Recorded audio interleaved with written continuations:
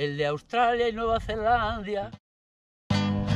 Llegan a Astorga, el de Australia y Nueva Zelanda. Van para Santiago, por el camino de Santiago, va el de Australia.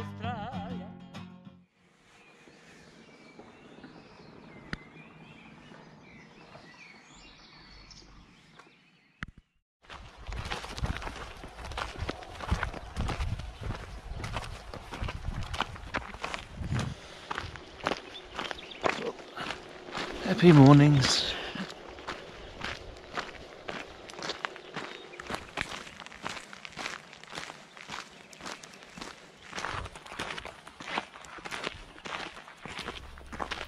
It's Keiko.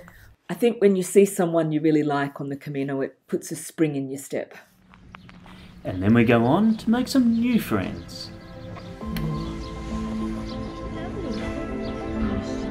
You want Alex? You want Alex?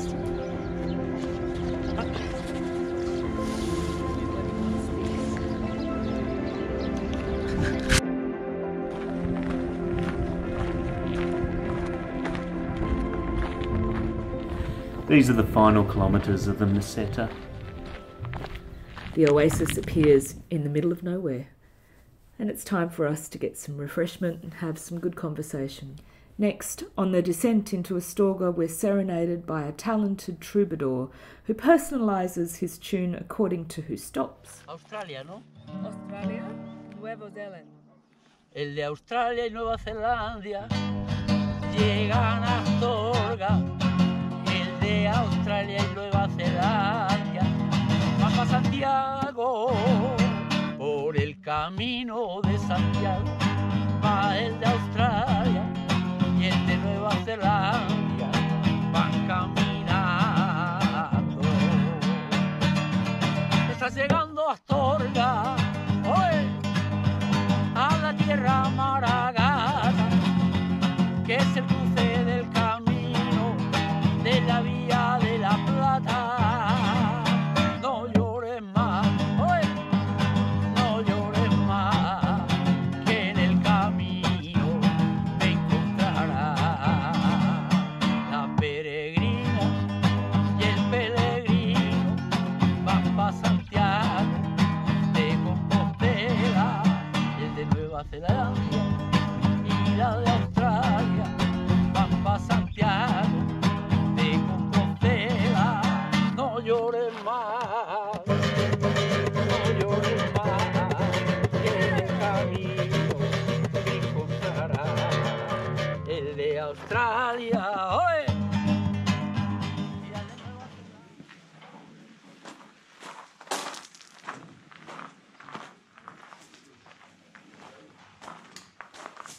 Another chilly morning, but no socks on the hands for KATH'S today, thanks to a gift from Astrid.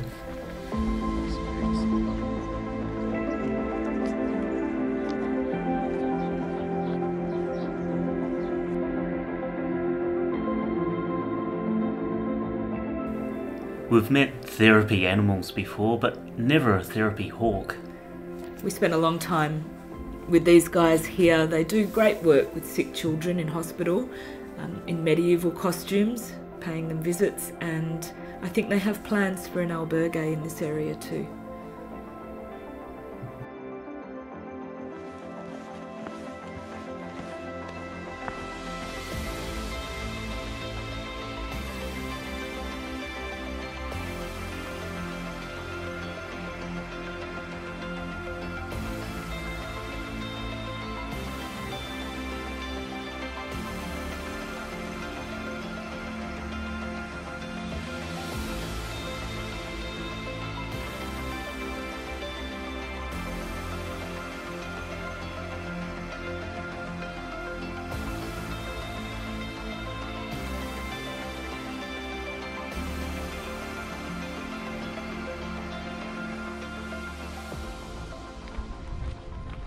New terrain brings new flora and fauna. In recent days we've seen harvest mice and hunting cats aplenty, and storks nesting precariously atop poles and bell towers. But today was welcome return to mountain country, wild grass and wildflowers galore. We slow down because the landscape deserves our admiration.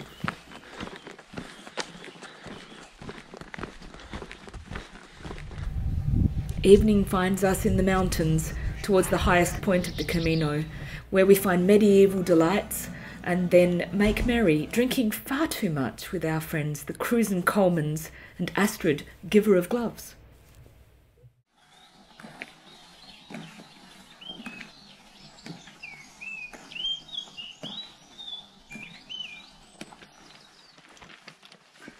The Cruz de Ferro is a place of great significance to a lot of pilgrims, a place where they unburden themselves of something they've been carrying.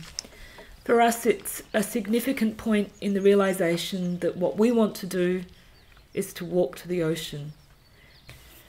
And maybe we realise as well that what we're carrying are not burdens, what we're carrying is gratitude.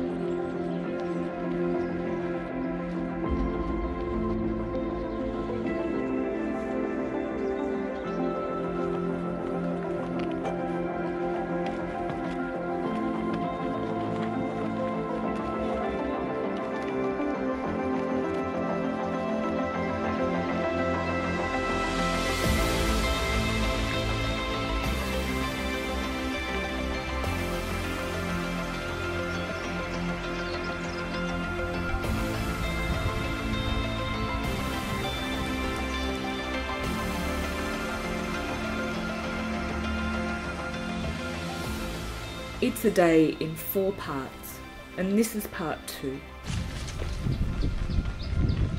Dramatic, daring descent.